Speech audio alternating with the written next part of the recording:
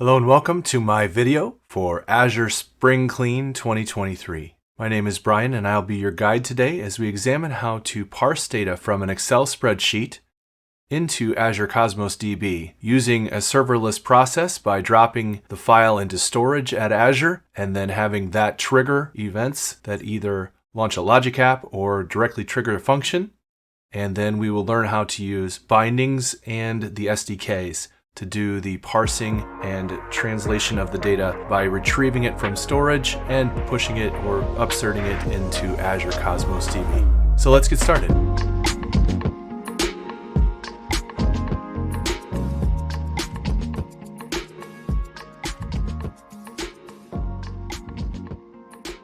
All right, so we're going to get started by taking a look at the Azure Cloud Workshop's ACW Parse Excel to Cosmos DB repo. This is going to be the landing zone, or basically everything we're doing today is going to be available to you in this repository.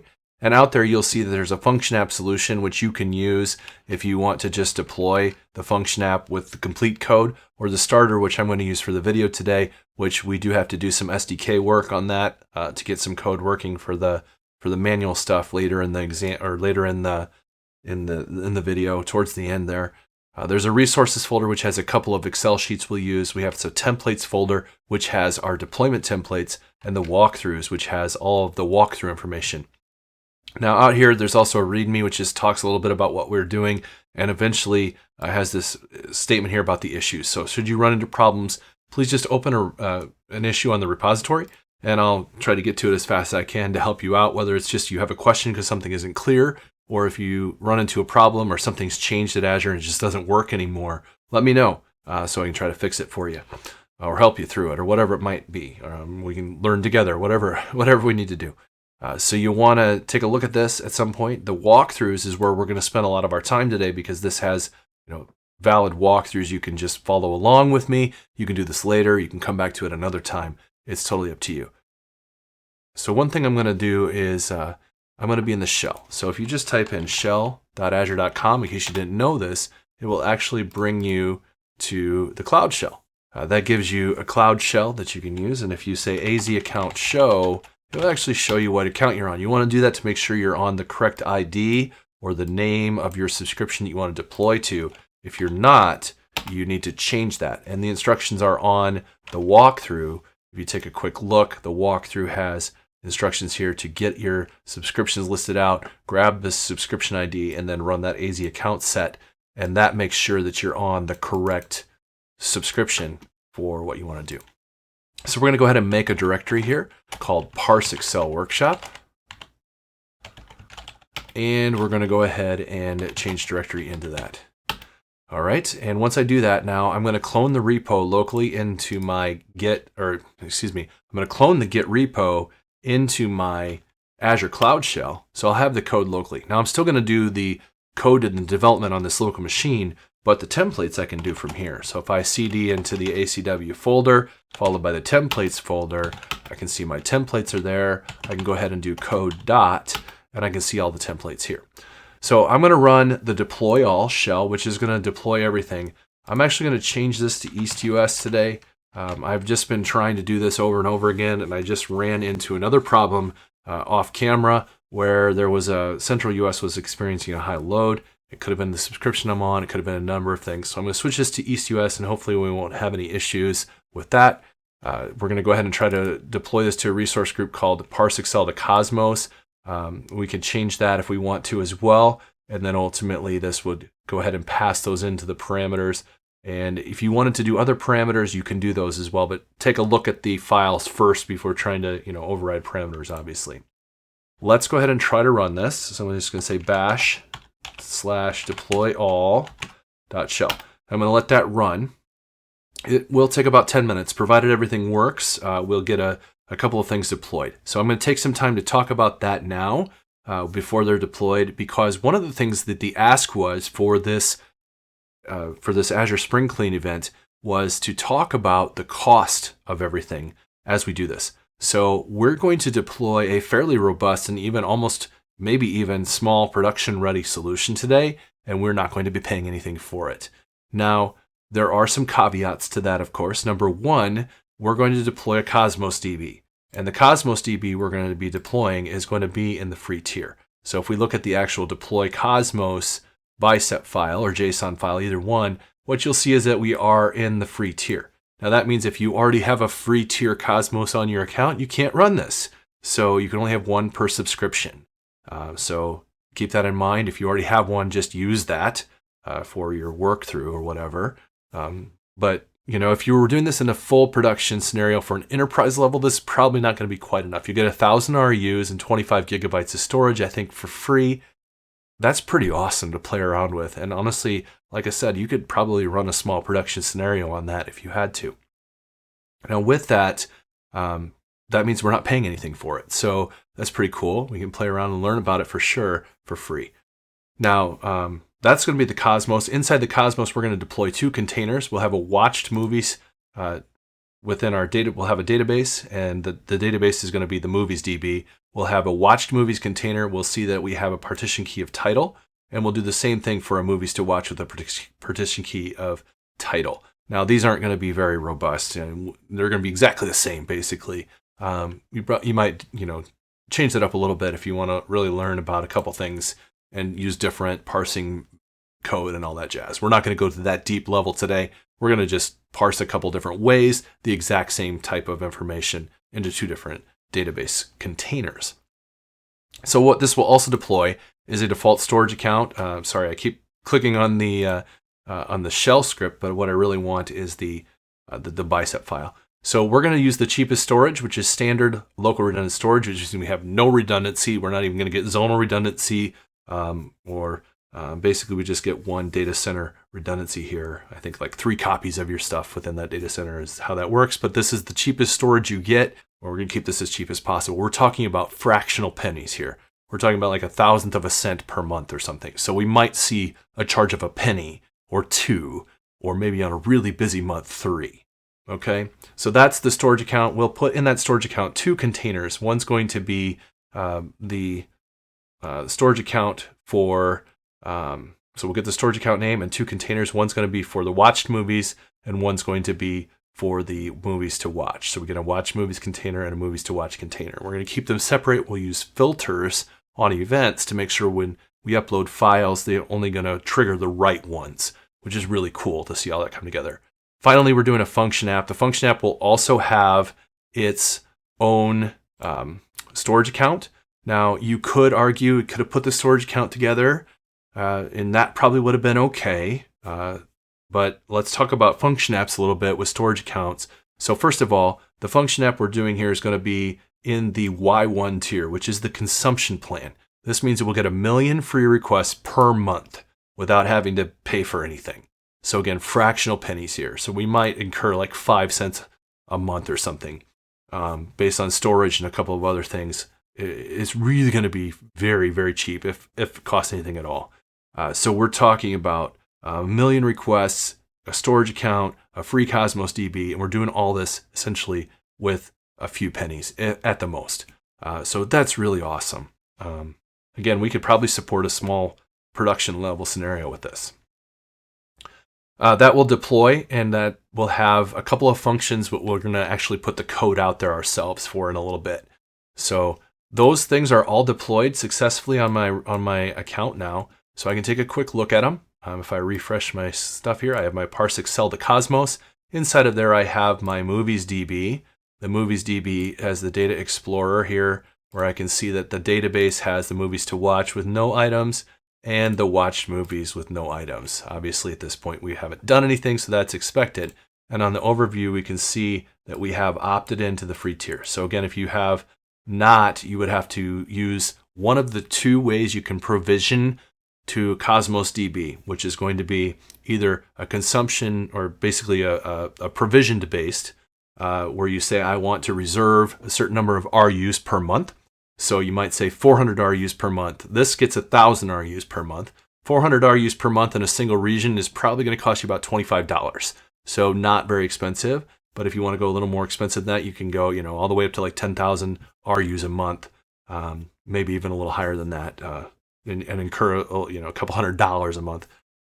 So for this, we're not paying anything, but know that in a real production scenario, if you have high demand and you need more RUs, you might be paying a little bit more for the Cosmos DB, and that should be expected, especially if you decide to do multi-region deployment or even like a multi-master where you deploy to multiple regions that you can write to both as well. That's going to get even more expensive. You'll pay for your replicas when you do that. So we're not doing any of that today. We're doing the free tier. It's the base level. It's going to have 1,000 RUs. And one other thing, if you're a Cosmos DB aficionado, you might be a little bit concerned with is that when we deployed this in the script, we actually used for the Cosmos, I don't know if I can see this here, but we had shared throughput. Let me grab the Cosmos one, for example. That would help. We did a shared throughput at the database level of 1,000 RUs here. That's the maximum for the free tier. Now you might say, well, that doesn't make sense for my scenario. I have one container who needs 800 and one has 200. Yes, perfect. Then change this and deploy with that, deploy to your containers. That's actually a better way to do it in the long run. If you know that one container is going to be kind of a resource hog, you would give that one more of the RUs, and that just makes sense. Sharing it across the database means that both of them will share that 1,000, and if it's gone, it's gone. So if one of them becomes a hog, could be a problem. But for our scenario, this is sufficient. Just keep that in mind in the real world. All right, so there's our Excel to Cosmos database, basically movies DB. So inside of our resource group, we also have our 2 storage accounts. So here is our this is our file uploads. That's going to be our main storage account that we're going to use to have our 2 containers. Inside of there, we'll have our movies to watch and watch movies. This is where we'll be uploading data and ultimately keeping that data, making our events and such. We'll do that here in a second. We also have the function app, which we'll be deploying to. Function app, again, is going to be on the Y1 or the free consumption plan tier. And right now we don't have any functions in it because we haven't deployed anything. So we'll be spending a lot of time here soon. But essentially at this point, we have completed the first walkthrough, which is the provisioning of the resources. And we've talked about the costing as per the requirements or basically the ask for the Azure Spring Clean. So we're going to move on to walkthrough 2. All right, so for this next part, we are going to deploy the code and then we'll take a look at it just so we can talk about it a little bit. So I'm going to use the starter files. So what I'm going to do is I'm actually going to pull the repo down locally. So git clone, and then I'm just going to grab the URL here again. So I'm going to pull that local to my machine, and that essentially is going to allow me to have that code here as well. We can see there's the code. So I'm going to open that folder, and there's my code. And I'm going to use the starter solution today. And the starter solution will have the first function will be complete, but the manual function will not. So in here, what we'll see is we have the Parse Excel to Cosmos with bindings and the Parse Excel to Cosmos with SDKs. The bindings function is going to be complete as is, and we'll come back and take a look at this code in just a little bit so that we can see it in a little more detail, what's going on, what's happening. But first, let's go ahead and publish this. So we're going to go ahead and right click on the project and select publish, and this should open our publish dialog. We're going to use Azure to publish this. Now, ordinarily I say friends don't let friends right click and publish, but we're going to go ahead and do that today. We're going to use the Azure Function app, which is Windows, and then we're looking for the functions within our subscription. So right now, for whatever reason, my stuff isn't responding correctly. So let me see if I can get it to pick up my stuff. All right, so ordinarily you would see your stuff here, but for some reason, I'm not seeing that right now. Maybe that'll show up after a while. I'm not sure what's going on. This is weird. It's just, let me do this. We're going to do this the old-fashioned way. And I highly don't recommend this, but there's my function app. I'm going to go ahead and get my published profile. I'm going to go ahead and show that in my downloads folder. And what I'll do is I will just go to here and I will just import the published profile. So we're going to import it, and we will get that from our downloads folder. And this is not how I would ordinarily do anything. Ordinarily, you should be able to just click and find it. But for whatever reason, this did not connect to my account. And so in order to get it out there, I'm just going to do that. So that should publish it, and we should be able to get it out there. And we'll make sure that works in a second. Strange that that had happened, but whatever. There it is. So let's take a look at the code. The Parse Excel with bindings. This is going to be our first target project. we're going to be able to use input and output bindings on the Azure Function to connect to Blob storage and Cosmos DB without having to write any of the plumbing code, the SDK code. Now we're going to come back and look at the SDK code when we do the SDK function at the end. But for now, we're going to start with the best way, or the quickest way, maybe not the best way, the quickest way, which is not letting me, or not needing to write specific code to integrate with the SDK. So I will use an event grid trigger on this function to trigger it. So we won't have an HTTP endpoint like you might be expecting on a normal function. Here we'll have to wire up an event grid subscription to it, and I'll show you how to do that in a little bit. But that will give us the trigger, and then we'll use the blob path here of data.url. Well, where is this coming from? This data.url is actually part of the event grid data. And so we'll get a chance to see that in a couple different ways here today as well. So you'll see where that's coming from and hopefully understand very well why that's important. And then this connection, upload storage connection, will be critical. So I'm going to open up on the side a notepad real quick because I know I'm going to need this upload storage connection key in a minute. And it's going to be in the walkthrough anyway for you as well. But you see that we also are doing a Cosmos DB connection here, the movies DB, watched movies, and this connection string of the Cosmos Movies DB connection. So this one right here will also be important. Both of those are going to need to be configuration settings on my function app in order for it to work. So that's part of the walkthrough. We'll fix that in a second. Looking at the code real quick, we're just going to basically take the file. We're going to parse it using a parse file project here. So this is all written for us already. It's in this Parse Excel. Here's again the two spreadsheets available in both projects as well as the resource, but mainly this code. In the parse file, what we're going to do is we're going to use the document format OpenXML, and we're going to use that to open the spreadsheet, and then ultimately this is hard-coded, so if you were going to modify it, you would need to come in here and make a couple changes. It just goes column by column and gets the data into a movie object. So we have an ID and a movie ID. I'll explain that in 1 second. A title, a rating, a review, a year. So different things we're going to parse in. So why do I have an ID and a movie ID?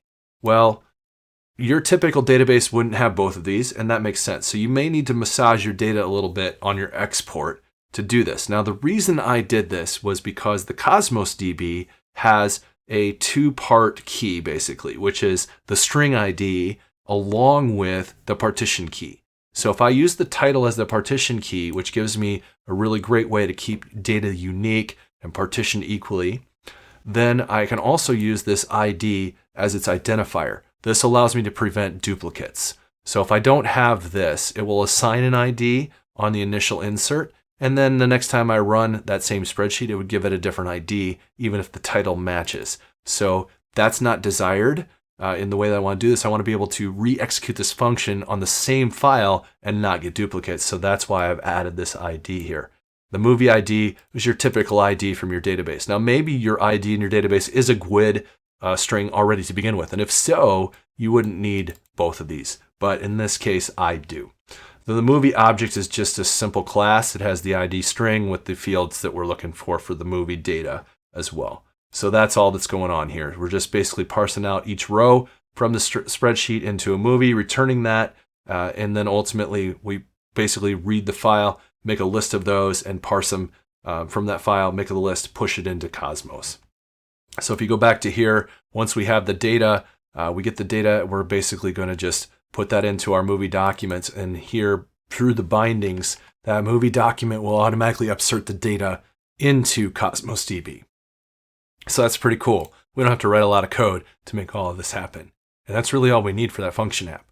So the rest of the walkthrough is going to basically be getting us set up so that we can make sure that we have our data connection wired up on our function app. So the first thing we need is the storage account. So let's pull back to the storage account here. And that's the file upload storage. Make sure you get the file uploads and not the function storage, or you could have a weird error. You're like, what's going on?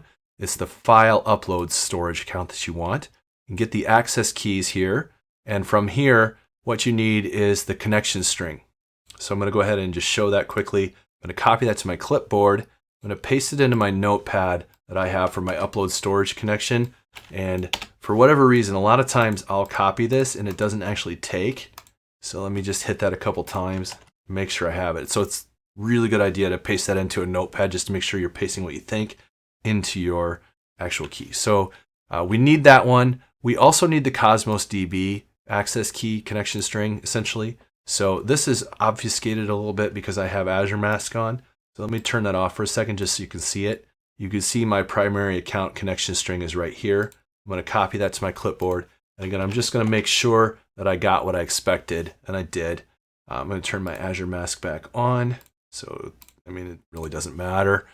You probably didn't need to see that, maybe, but now you did. So it won't matter by the time you're watching this video. This will all be deleted anyway. So on the Function app now, I need to add my 2 configuration settings.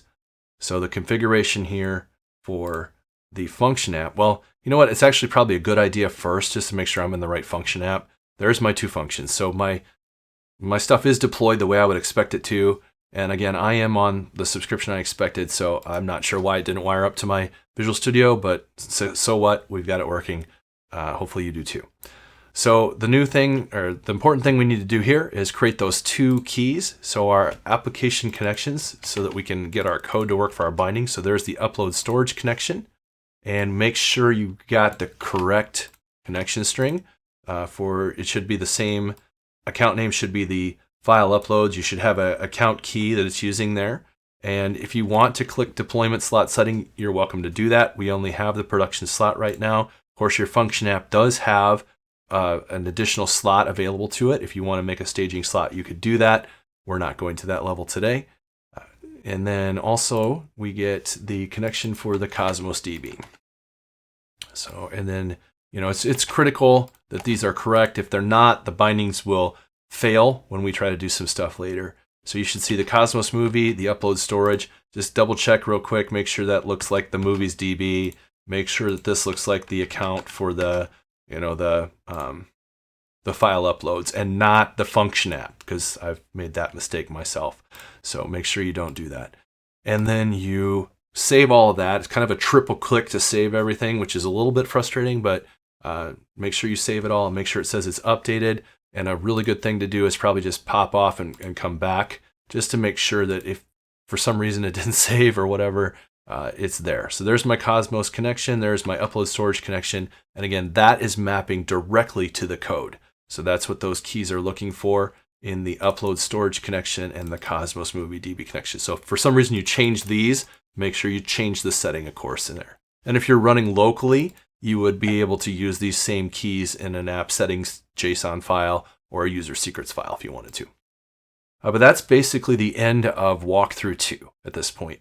One last thing the walkthrough shows, I might as well show it here as well, is the fact that we do have the bindings in place on the function, but they're not wired up in the portal correctly for whatever reason. So if we take a quick look at the Cosmos with bindings out here, we're going to need to come out here in a second anyway.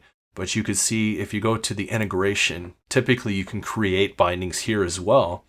And what we'll see is that for whatever reason, now if this is the way I'm doing it, I'm not sure, or if it's a bug in the portal, you can do the research and see some people claim it to be a bug in the portal. It might just be me.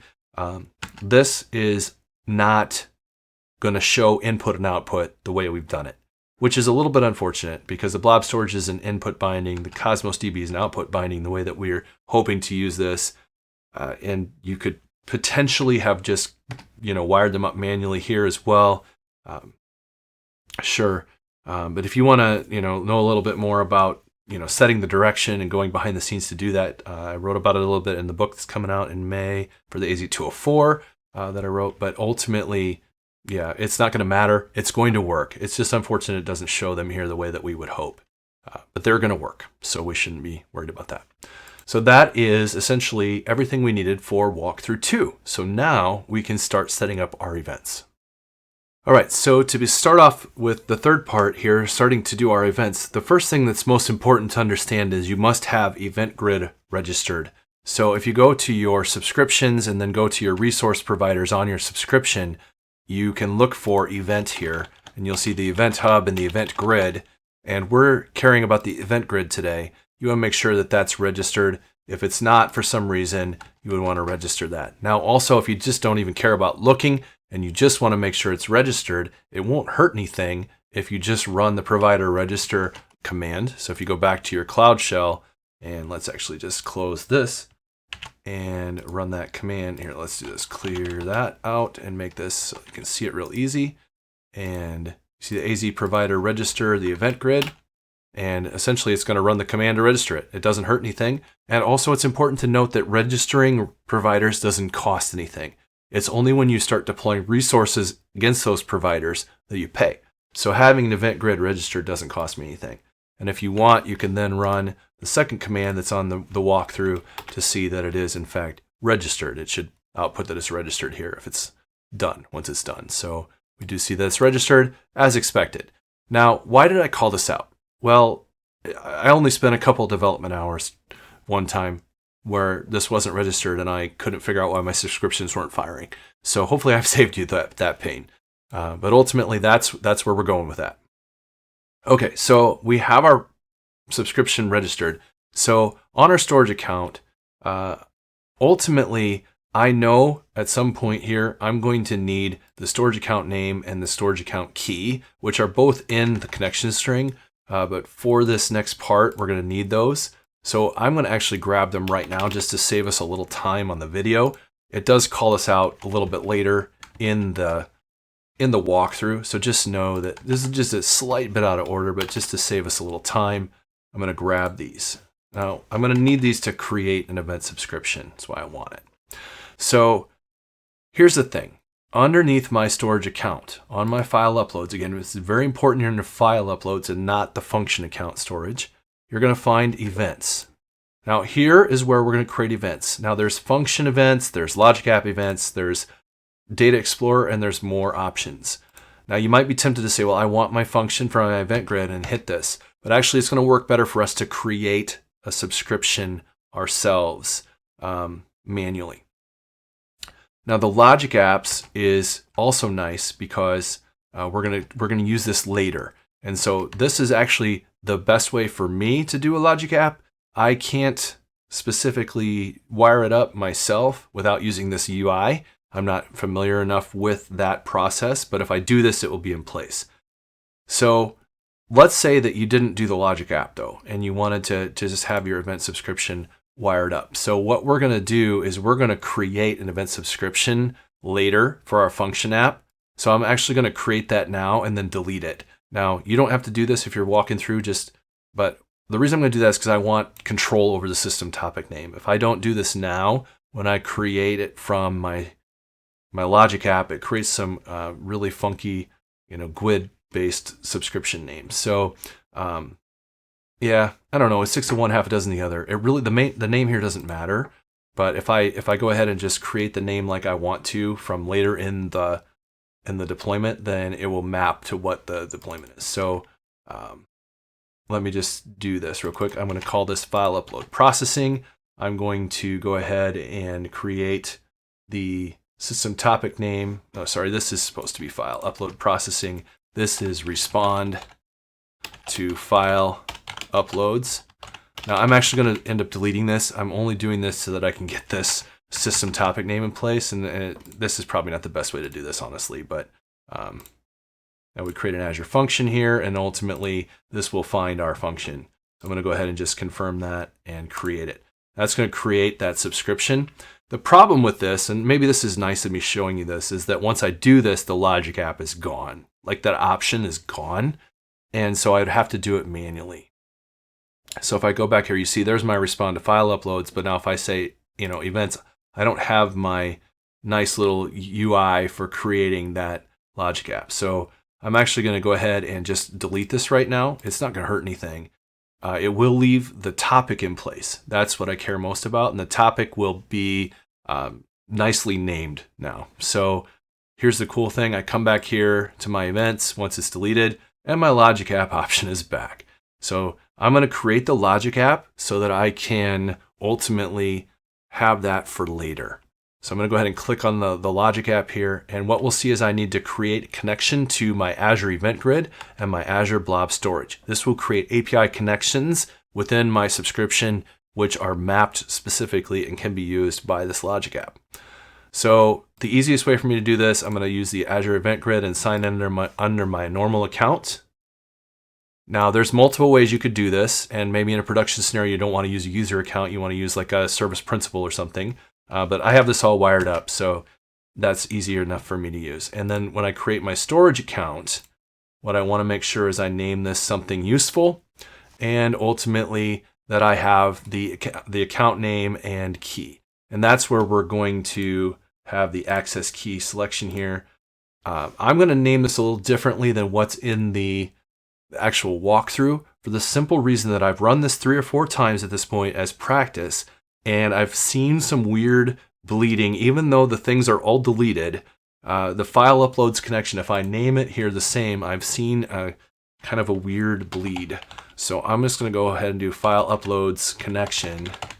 And then I'm going to go ahead and do ASC 2023. And then let's just do March. How about that? So it's completely unique. I just don't want to have any bleed where this, breaks and does something weird. This name doesn't matter. It's only a name. What matters is the access key and the storage account name and connection string key, basically. So there's my storage account name, and then my storage account key, which I've already grabbed. Now you'll note that these are part of the connection string, which we copied earlier. So we already had that information, but hopefully if everything works correctly, we get wired up, and cool. No bleed for me this time. So I'm going to go ahead and continue. And this will create a default function app, which has the event grid event on it, and then a condition with a bunch of stuff that basically says after 30 days, delete the blob. Well, that's pretty cool. But for now, let's go ahead and delete that entire condition. We don't need it. And then on the resource event here, let's go ahead and set a filter for the blob created. So it's only going to respond to blob created. And then we're going to add a new parameter of a prefix filter. And the prefix filter, so then I got to click off this. Is really weird. The reason I'm putting this on here is because I want to block it from firing on other things. So for now, I'm just going to put an invalid prefix filter in there, and we'll fix it later. And the prefix filter I'm going to put on there is just going to be the name of the movies to watch container. So movies to watch. You can put a slash behind it or not. Doesn't matter. It's invalid. And that's on purpose at this point. I'm saving my logic app. And this is where I have to name it. This is the only chance I get to name my logic app. If I don't like the name of it, I can't change the name later. I have to redo the whole thing. So I'm going to go ahead and create that, and that will save my logic app. Now, the reason I did this is because later I want this in a trigger. And again, this was the easiest way to get everything set up without having to recreate subscriptions over and over again and all that jazz. And hopefully everything will be named kind of in a nicely way, and everything's ready to go. So you saw that it said it was saved, right? So if we go back to here and let's go to Logic Apps, I don't think I'm going to need my terminal anymore. Let's go to our Logic Apps, and then I got to get under the right subscription. And there it is. There's my Logic app. And if we look at the designer, there's the one event, one control connector that we have. Everything that we said we wanted to do is there. Okay, great. So it's saved. So let's navigate away on this page. Your unsaved edits will be discarded. Now that's a little disconcerting. Did I just lose my changes? No. So I don't like that it does that. Unfortunately, it does. Just know that as long as you've saved it and validated, you're good there. So here, cool. We have our Logic app connection here ready to go. So we already got a spoiler alert on the rest of this. We're going to create the event subscription again now. And again, I just did this to have this nice file uploads processing system topic name here, rather than some weird Logic app generated GUID system topic name. So the name of this one is just going to be the file upload processing that we had already just done. And the event grid schema is what we want. We're going to filter this to a blob created event only. And we're going to, again, use the Azure function of the one that we have. Now, if you had multiple here, you could choose multiple function app, different production slot or staging slot. and even different functions if you have multiple bindings. My subscription only has the one, so it says, hey, it must be this one. And that's awesome that it fills that in for me. I'm going to go ahead and create this and save it so that it's good, even though I have one more step I want to do to wire this up. So I have both of my subscriptions in place. One's a webhook for the Logic app and one's an Azure Function event grid trigger. So we're good, but this one needs to have filtering on it. So I'm going to go ahead and drill into it one more time, and I want to add the filter. So once again, we want to make sure we're only going off of the container we want. And the walkthrough has this, but the actual way to do this is by putting /blob services /default /containers and the name of the container that you want to filter to. And then I'm also going to add an ends with on XLSX,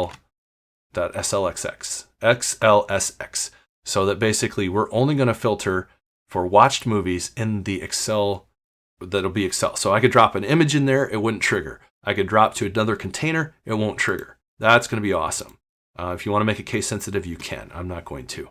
And that's all I need to do. So now I'll save that again. So now my event is specifically homed in on that container with that type of extension. And that's really awesome. But that's basically going to end part 3 of our walkthrough. So now we need to trigger it and see what happens. All right, so this is where the rubber meets the road, basically. We have created the function app. We have the bindings in place. We have the connection string information correct. As long as I didn't make any errors, the event is now wired up. We should be able to drop a file into the correct container with the correct extension and trigger the event, which will then essentially trigger the Azure function with the data information we need. And we can take a look at that when it works correctly. So, as long as I didn't make any mistakes, we should be good. Let's find out. So in my different storage accounts here, again, I'm going to my file uploads. I'm going to go to the containers. I'm going to go to the watched movies for this one. That's the one we're triggered on. That's what we set as our filter. Hopefully I didn't use the wrong one. And then we're going to upload a file. So the file I want to find is ultimately going to be the watched movies Excel spreadsheet. And as long as I've got the right one there, we should be good. And I mean, that one looks pretty recent. So let's go ahead and hope that that's the right one. And we'll upload it. So once we upload it, provided that we have everything wired up the way we expected, that should trigger the event. Once the event's triggered, it should trigger the function. The function should process it using the code. As long as the code is correct, it will then parse it, and essentially the bindings will allow it to be pushed into Cosmos DB. Now, the bad part is that this can take up to 5 minutes to show in the system. Sometimes it's right away, sometimes it's not. So sometimes you can hit this and you see right away that it triggered, and sometimes you can't. And that means, again, did it work or not? You have to kind of wait to find out. The easiest way is if it worked, once it's run, it would be showing data in the watched movies container. So there it is. So I can breathe a little bit of a sigh of relief, because this means to me that I have everything wired up the way I would expect it to, right? So I have the data being parsed in to my Cosmos DB at this point, and there's the records and everything's there. So again, up to 5 minutes before we see the event here, what will end up happening is we'll see there was an event, we'll see that it matched, we'll see that it was delivered. If it errored out, it would say it failed here. We could then drill into it to see more information. The other thing we can always do is go out and look at the actual function. And again, this can take up to 5 minutes, but it should show the execution count of 1, or how many ever times you've run it at that point. And once you've had a successful run, it should be in the monitor. Again, up to 5 minutes from the time it executed. So we may have to wait a second for this to show up here. We would see, 1 success count here with information. So I'm actually going to pause the video for a few seconds while this thing catches up. I know that it executed, so I'm just going to wait for it to happen in the logs here, so I can show you the rest of the important information that happened.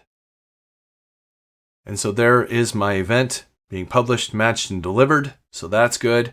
So a couple of different ways you can get to these events in case you have to review this as a user some point, or as a as the developer.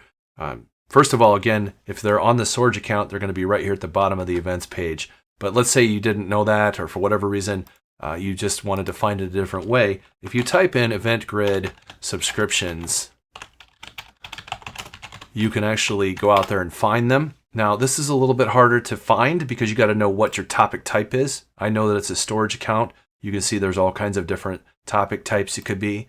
And then whichever subscription and the location you're on. So this is the weird filter.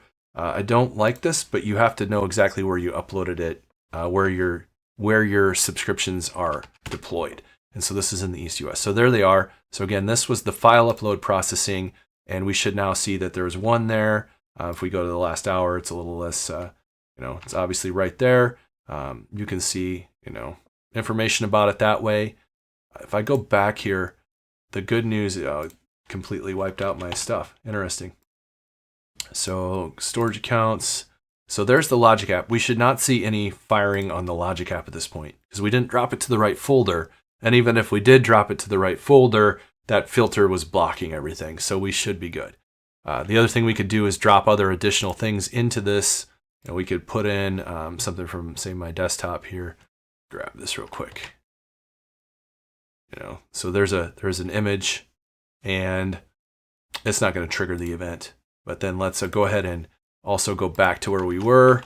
So we have that handy, and let's do the watch movies once again. And yeah, we have to overwrite it this time. And I'm simply doing this to prove that we can process it again without duplicates, which is awesome. Remember, when you write an Azure function, you want to make it so that you could execute it kind of idempotently, or basically make it so that if I execute it multiple times, I don't get some weird side effects like duplicated records. That would also be useful, if for some reason the function stopped processing in the middle and you needed to rerun the whole file, you don't want to have to try to figure out which ones you hadn't processed or whatever. So that was another reason we spent so much time working with the ID. So we should see now it has fired a couple times at this point, and ultimately those two firings are hopefully both of the watched movies. And if we go back to the movies DB and refresh here, we don't have any duplicates because we hard-coded the GUID ID as well as the movie ID, and the title is actually the partition key. So we're good, our data's in place, and we have an event that's parsing data by triggering an Azure function. That Azure function is then pushing the data into Cosmos. So let me just show you the last piece of that that's really important, and that is on, for whatever reason, I've lost my function app here. So let me get that up real quick. On the function app, when we executed you can see the executions now. If we go directly to the function, go deep into the function that executed, and look at the monitor, we'll see that we have two probably at this point. Okay, it's only showing the first one so far. Again, it's up to 5-minute delay, so not terribly unexpected, but unfortunate. But the most important piece of this is this right here. This is the event data. So every event that triggers in Azure has the exact same schema for the data. And remember that an event should only be a minimal amount of information about the event. It doesn't have an actual payload like a message would have. So if you needed to send the actual file, you need to send that with a message like Service Bus or Azure Storage queue probably, right? But with this is an event, and the event just has some information. This happened, this is the payload information. Essentially, like this is where it was or whatever that you can use that. So that data section within the event schema gives me the ability to have some information. The most important piece for us is the URL. This tells us the file to process. So that data.url, again, in our code, when we looked at our code, is how it knows where to find the file that it's parsing. So with that, it knows what file to parse, that's the URL. It knows what connection, it knows what database to parse to, what container to put it in, and then ultimately how to connect to that. So we don't write any of the plumbing, and it all just works. That's pretty awesome. But that's essentially going to wrap up part 4. So the last thing that I want to show you is how to do this stuff manually. Because again, if you're studying for the AZ-204, or if you're going to be a developer, you may need more control over what you're going to do with the data. Maybe you want to massage it a little bit. Maybe you only want to put some things in. Maybe you want to run a query before you actually push it. There could be more things you want to do.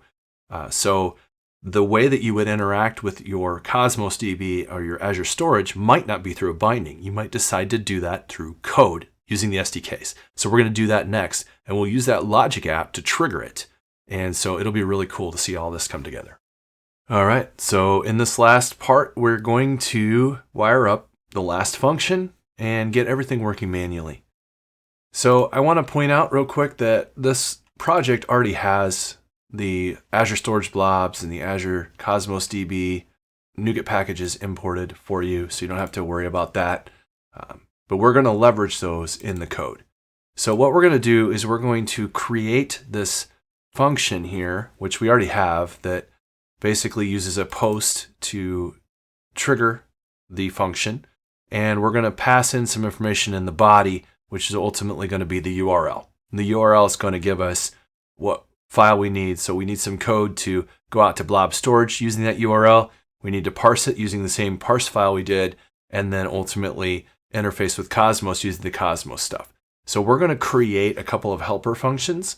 And again, if you get lost, or if you just want to skip this and you want to look at the solution and use that code, you're perfectly welcome to do so.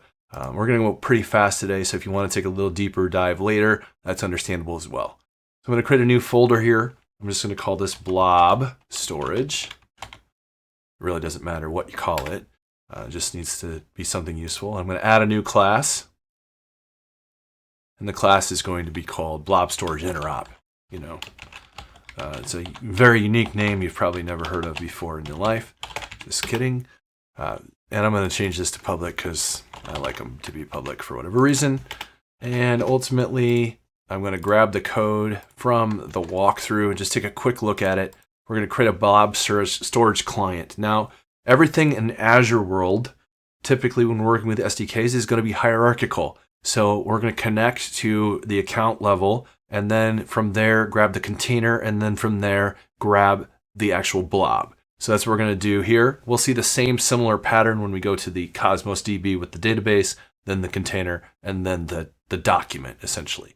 So that hierarchy is important. Just remember, compose it from the top down: account, container, blob, or account, database, container, however you are, account, database, container, document, So we have the Blob service client based on the connection string, which will be the same connection string we already have on the function app. So we'll just leverage that same key. Again, if you want to run it locally, then make sure you add that key into your user secrets so you can leverage it, running it locally.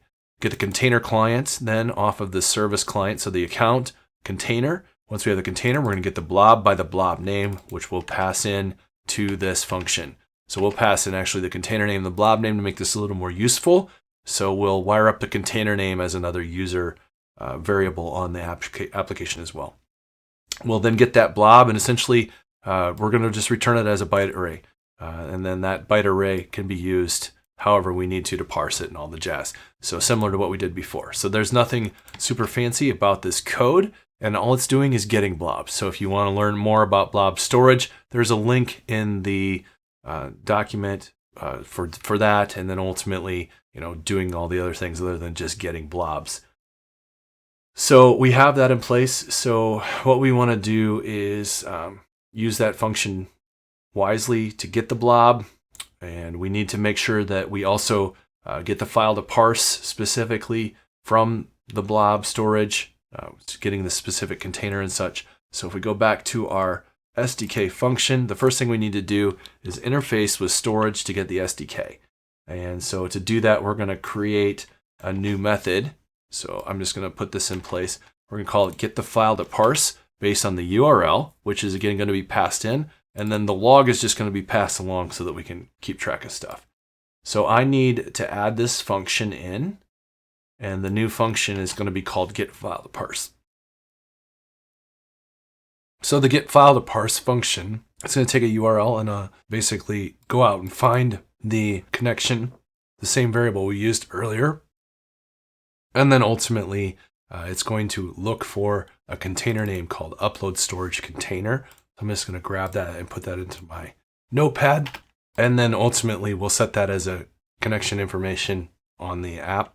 Once we have that information in place, it's going to go out and it's going to find the blob from the container.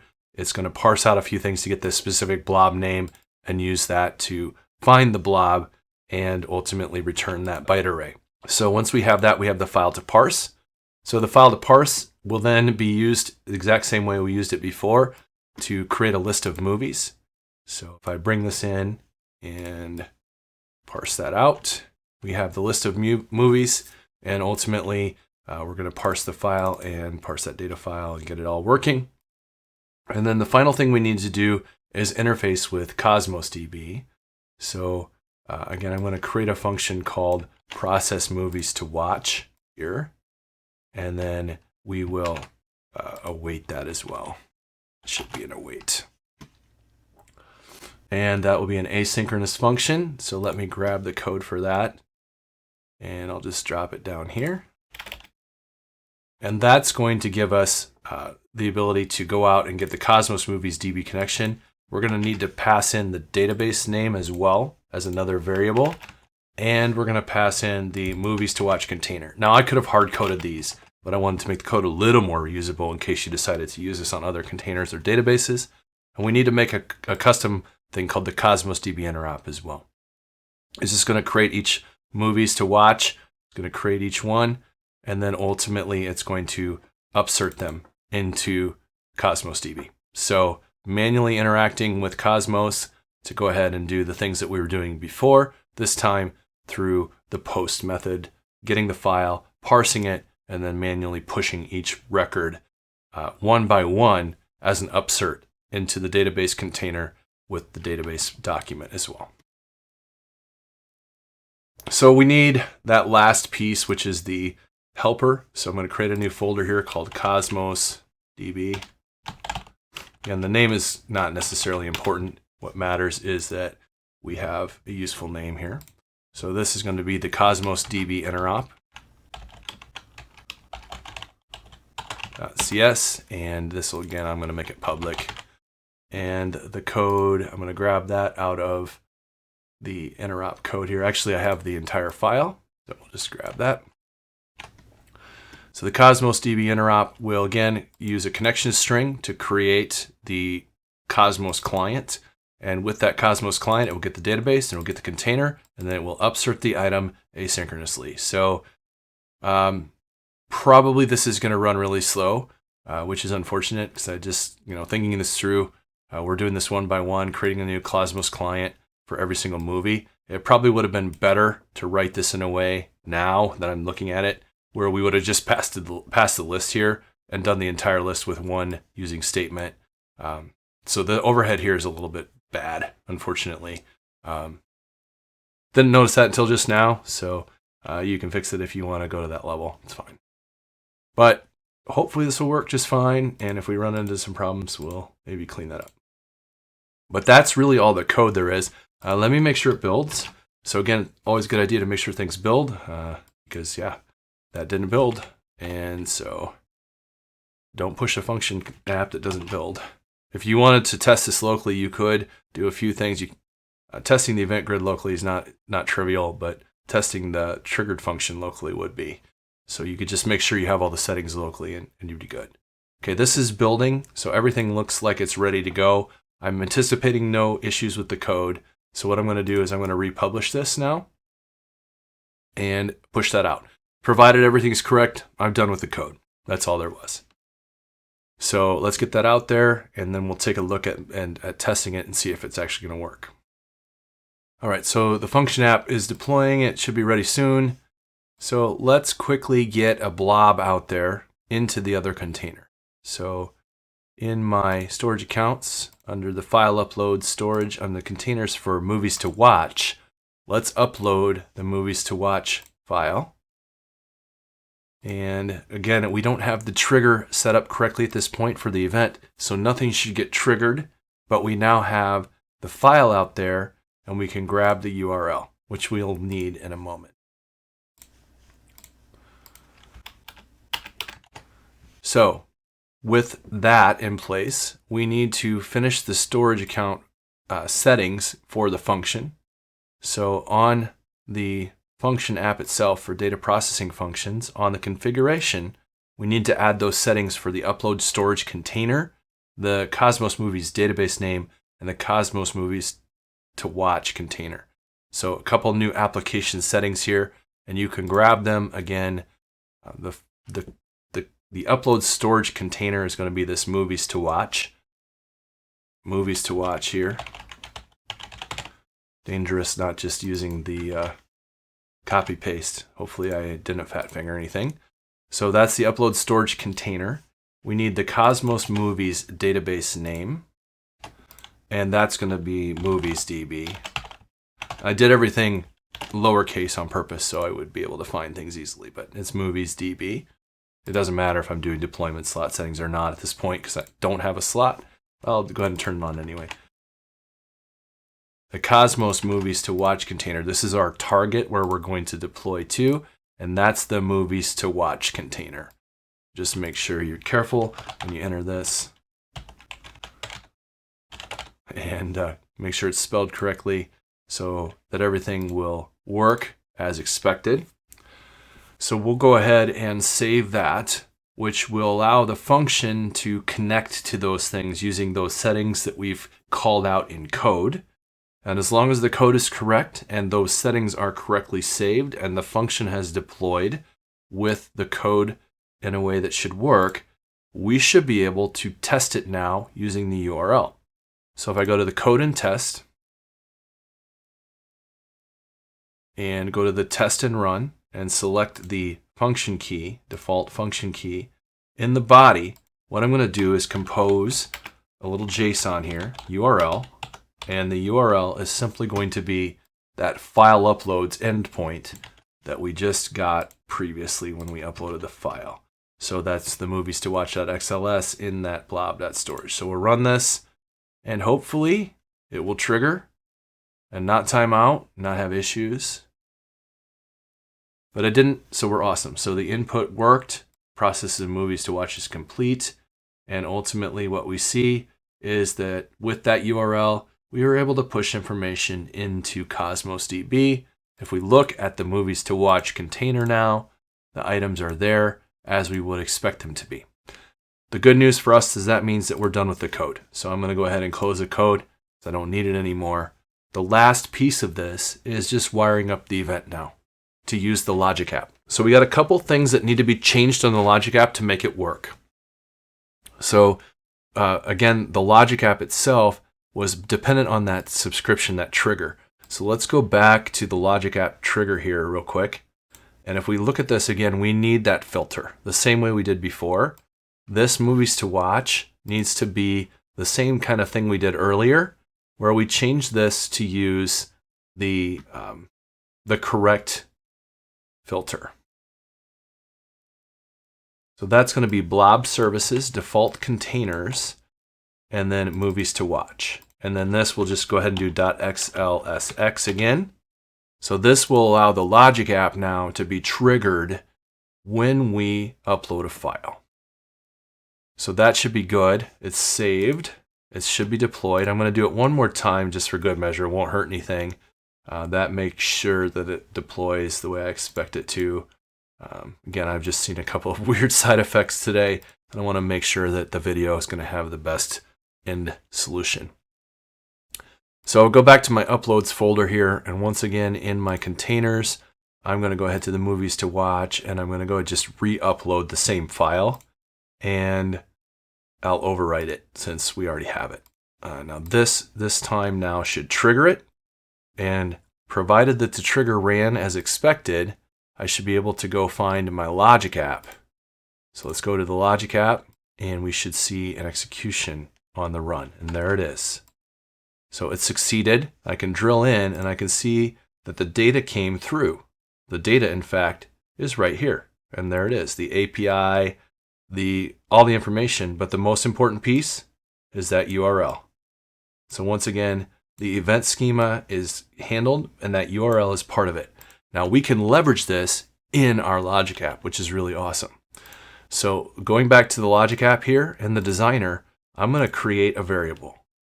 And this variable is going to, it knows I want a variable because I've done this so many times today. But if you couldn't find it, you just search for variables, and you can typically go to the built-in, and that helps you find it a little faster sometimes.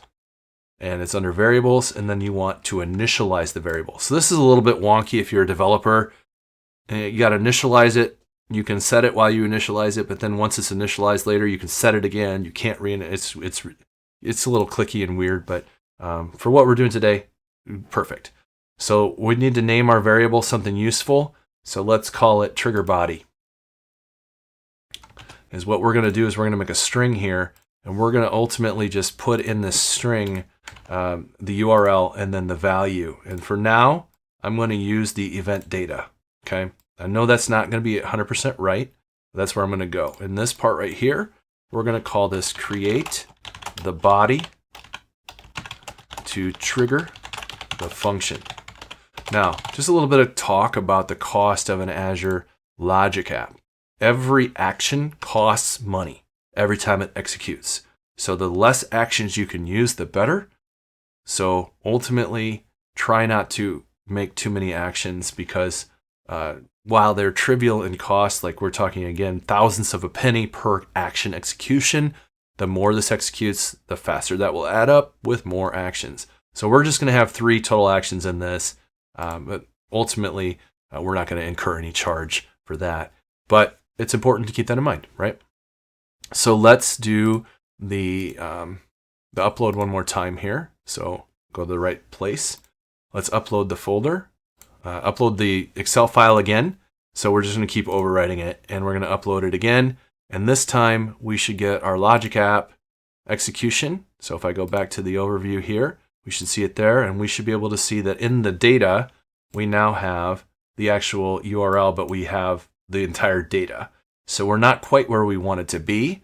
So this is something that is a little bit interesting. But if we look at the function app and we dive into the code view, now we can see that it put URL triggered body data here. Now, all I have to do is add the URL specific piece of that data, and I can get the specific piece of information I want. So if you go back now and look at this Logic App Designer, when I look at the stuff there, you see it says data.url. So it's a little bit different than what it was before, but that gives me the specific URL that I'm looking for. So let's one more time, well, 2 more times, but one more time right now, we will upload again. And this time we'll just validate that our file is what we expect it to be. So if I go back to my overview or to my runs, you can see I should run a 3rd time here with the trigger. So the good news is our events are firing the way we expect it to. Everything's filtered. We should only be executing if it's up to the movies to watch folder, and it has the XLS X, suffix. So there it is, and now we should have our URL, which is exactly what we're looking for, the specific URL. So we have captured the information we need to send to the Azure function. So the last piece of this is just create the HTTP post in order to actually send this to the Azure function. So I'm going to go HTTP here, and that will give me my endpoint. And I'm going to need a couple pieces of information, which I forgot to gather, so we'll get that in a second. But ultimately, the post here, the URI is what I don't have, and the body, all I need to do for the body is send in the trigger body. It's already well formed and ready to go. So I just send that trigger body to it, and all I need is the URI then for this request. Go back to my function app, process with SDKs, grab this URL. So get the function URL for the function key default, grab that piece of information, go back to my Logic app, drop that in the URI, save my changes. We now have a post event to that URI with that body being passed to it. We should have a working trigger now that will ultimately upload data to our Cosmos. So we're not getting duplicates. We've already proved that. Well, actually we haven't because we haven't triggered the function. But let's go ahead and delete this out anyway so that we can see it come through the function from the trigger once we upload the file again using the Cosmos, using the Logic app, excuse me. So one last time here, we're going to upload that same movies to watch. We'll upload that and hit that upload button. That triggers it. Go to the process, make sure that this completed successfully. And it looks like it ran successfully. Processing movie to watch is completed. So we go to the movies DB, refresh our data, and they're back as we would expect them to be. And so that shows us that our entire chain is working. We have now gone through creating 2 different ways to parse an Excel file from a storage count using an event, whether the event was an event grid trigger directly to an Azure function or an HTTP trigger to the Azure function via an event grid trigger that triggered the Logic app. So we have seen that in both ways. We've seen the code to work against the SDKs a little bit for Blob storage and Azure Cosmos, and we've seen how to do it with input and output bindings. So this has been a really cool way to dive in and see how to do all this. I hope you've learned a lot from this. That's basically all I have for you. So if you have questions or if there are things about it that are uncertain or you need help with anything, please don't hesitate to reach out. You can reach me at BL Gorman on Twitter, Brian L. Gorman on LinkedIn. Just shameless plug for a couple things as I close out here. I want to just get this out there. So number one is Sci-Fi DevCon is an event that I run, and we are still taking submissions. So if you're interested in speaking, we'd love to have you.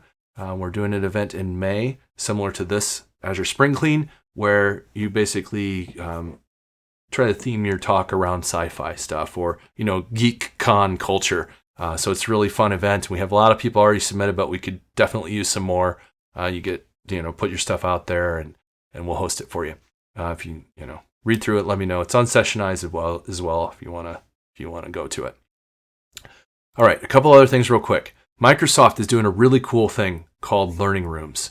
So Learning Rooms are going to be available for everybody who wants to learn from learning experts. I've been actually nominated and successfully chosen to become one of the very first learning experts. But if you don't want to learn from me, that's fine. You can still join a learning room. So again, this is a Microsoft thing, and we'll be volunteering our time, but you can see the list of names out here of people who you could actually sign up for the room. So you can sign up for my room, but you could also sign up for Sharon's room, or there's quite a few people that are ready to go at this point. Michael, Marcos, Armando, Tiago's out here somewhere in this list as well.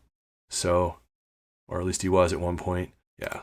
So, if you want to learn from some of the really great experts, not even me, other people, you can definitely go out, sign up. This is completely free. It's a community thing. It's all about learning. And my focus is going to be helping you try to get certified with Azure certifications, specifically around fundamentals and developer technologies.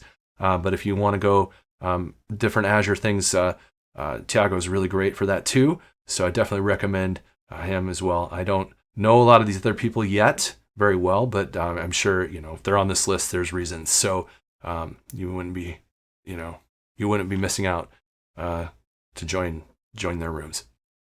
More information about me, this video and such will be hosted. I have other free talks out on my training at majorguidancesolutions.com, sci-fi-devcon.com. And then if you're interested, I have Practical Entity Framework book, and I also have a book coming out on the Azure 204 exam. So lots of cool stuff going on, and I would love to connect with you again at BL Gorman on Twitter, Brian L. Gorman on LinkedIn, and let's chat and let's figure out what I can do to help you get certified. But I hope you enjoyed the video, and thanks again for letting me be a part of the Azure Spring Clean, and I'm looking forward to hearing your feedback on the rest of the event, as well as anything that I offered if it was useful for you. Thank you very much, and have a great day. We'll see you next time.